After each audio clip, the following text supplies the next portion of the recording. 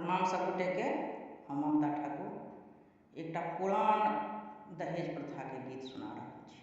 जे जमाना में अपन IA BA में जिनकर बेटा छलन हैं वो सब 60,000 दाम रखने छलखिन हैं आ ओहि संग में घड़ी साइकिल रेडियो सेहो रखने छलथि। जे सामर्थ्यवान नहीं छलखिन वो धोती बर उठा लै छलखिन अपना बेटी के लिए। तो वही संदर्भ में हम पुरान एकटा दहेज प्रथा यानी परिछन गीत सुना रहल छी जे बर पक्ष की सब अपन प्राण रखने रहै छथि। लाइक शेयर सब्सक्राइब जरूर कऽ देबै आ कमेंट बॉक्स में लिखब जे ई गीत अहाँ सबके केहन लागल। आओ सुनू सब मिलकर ई एकटा परिछन।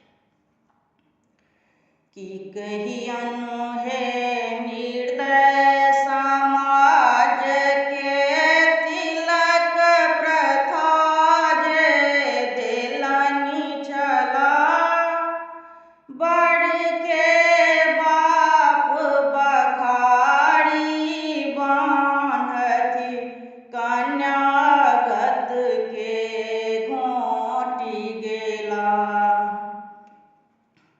जिनक माथ पर 2 कट्ठा खेत छनि, घर घरारी मिला जुला, तिनक बाप के सभा में देखल होथि जेना समृद्धि बला।